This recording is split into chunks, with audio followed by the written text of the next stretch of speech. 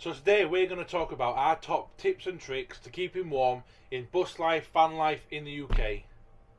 In winter.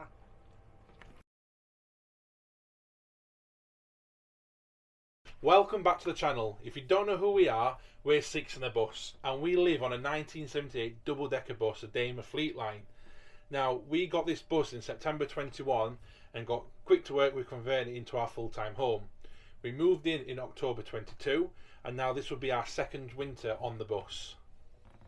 So we've had snow and we've had utterly bitterly cold weather, as well as hail, rain and wind. So I feel we have been in it in every single weather. We have. This year's been particularly bad for storms as well. We've been blown around like silly billies this year compared to last. So we've got some top tricks and tips for you for keeping warm, whether you're in a bus, a car, a van, whatever you might be living in or going away for a couple of days in the winter. These are some tips for you to keep warm. So on our social media accounts we get asked all the time, how do we keep the bus warm in winter? Our main heating system is a diesel heater. It's the most efficient way to heat the bus, really, because diesel's readily available. Diesel heaters are easy to work on, they're really easy to install. So our diesel heater is hidden down here in this section here, which would have been the luggage rack when it was an original bus. Now the tank's in there for the fuel, our exhaust goes out through the floor into the outside of the bus, and then we've got 3 air vents. We've got 2 downstairs which pipe in just below the diesel heater and down in the entertainment area. Then we've also got 1 upstairs which runs along all the bedrooms to pile heat up there, so it keeps pretty warm.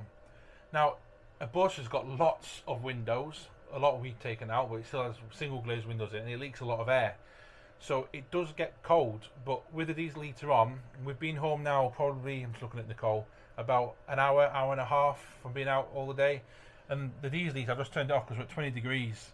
I turned it off to stop the click. There's one annoying feature with a diesel heater.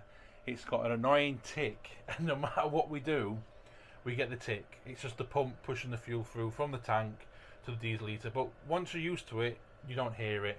So yeah, I thought I'd turn it off under the video, as all you're going to hear click, click, click, click, which is quite annoying. But yeah, so that is our main system for heating the bus. It's like your heating system in a house. We just use a diesel heater. It doesn't give off a particularly big smell. When they're new they do, when they're burning off, but now it's been running, I've had this one in for approximately 6 months. It's no issue. We don't get any smoke inside the bus. It's instant, it's warm, and it's great. One thing to note with diesel heaters is that they do draw a lot of power. Now the bus predominantly is powered by solar power, which we store into batteries, and on startup with these it does pull the voltage down on your batteries, but once it's at temperature and it's 5-10 minutes in, it starts to warm up, the voltage does come back up and it's not too much of an issue. With the size batteries that we've got on the bus as well, it's not an issue for us. So yeah, that is our main heating system for the bus. So another tip of ours that's also going to save you a lot of power, especially if you're reliant on batteries like we are, is to go out and buy a lot of fleece blankets. Now you can get these anywhere. I think Morrison's had an offer on the other week for 2 fleece blankets for £8. Now that's pennies, really, when you think about how much you're going to be saving, or even just to stay warm in winter. Now I love a good blanket, so I'm always after blankets. I think, Conrad, how many blankets have we got? Too many. Far too many blankets. But then I would also recommend getting a snuddy. Now you can pick these up from Home Bargains, Primark, anywhere really. I think Dunelm sell them. Anywhere that you can buy pyjamas, you can buy a snuddy. Now they're not expensive. I'd say about anywhere in the region between £7 and £20, depending on what pattern you want, if you want a character pattern. But the girls really like their snuddies now, so they wear them all of the time. I'm trying to think of a time when they don't wear their snuddies. As soon as they come in after they've had their dinner, they put their snuddies on so they can get nice and warm and toasty for bed.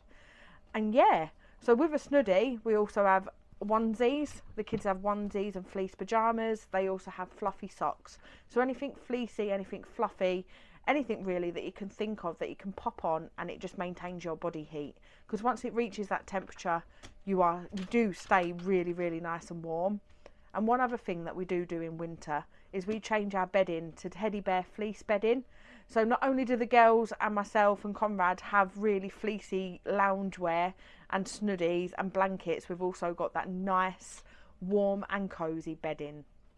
So another great tip is using fleece curtains. So we've obviously got massive windows in the bus, and it's inevitable that air leaks out through and leak comes in. So on our main windows, which is behind me here, we've got blinds. Now the blinds we keep down at night, we close the slats, which does actually help keep the heat inside and the cold air outside. At the front of the bus, where we've got the original bus door and cab windows, we have got fleece lined curtains. Now these make a massive difference. When we first moved on the bus, we didn't have these. When we found them, we put them in. It opened our space up because obviously we could use the front of the cab, but it also helped keep the heat inside the bus. So if you have got windows, make sure you've got them covered up with something, whether it's a blanket, a towel, or curtains that are fleece lined. It's definitely massive do. It helps keep the heat in and keeps you warm. But nothing beats a good old-fashioned hot water bottle. You can pick these up absolutely anywhere. And they're absolutely amazing because they warm your bed. If you put it in your bed about an hour or so before you get in it, it warms your mattress and your bedding up. The girls have got pocket-sized ones from Dunelm, and they fit in the pocket of their snuddies, so they can carry them around, especially on cold days during the day if we're just sat inside the bus. They're absolutely brilliant. So yeah, I recommend anyone getting a couple of hot water bottles. So another really important element of keeping yourself warm while living in a vehicle, whether it's a bus, a van, a car, is insulation. Now when we built this bus, we fully stripped the inside back to the bare frame. That allowed us to insulate the side walls, the ceiling, the roof and the floor to a degree, to basically keep the air that we're generating inside the bus so it doesn't seep out. With this bus we use silver foil insulation. Two reasons being, it was a framed inner roof, top and bottom floor, so we're allowed to cut slightly bigger than the squares that we had, so we can get into all the corners and edge it in. And secondly, because it is an older bus, it's not these low floor high ceiling roof bus, so it gives us that extra space, not having to put foam inside it, so we can still stand up inside the bus. Now if you are doing a build, it is one of the most important things to do, insulating your van or your vehicle or your bus, because if you don't do it then you're going to struggle to keep heat in. Also in the summer, to keep it cool, it does really help. So that's one thing that you also need to consider.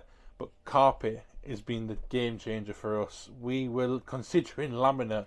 Now we've got laminate at the front of the bus as you come in, which is great when you've got wet feet, muddy shoes. You can take them off there and we can mop it. But the carpet keeps the bus so cozy and warm on the underfoot.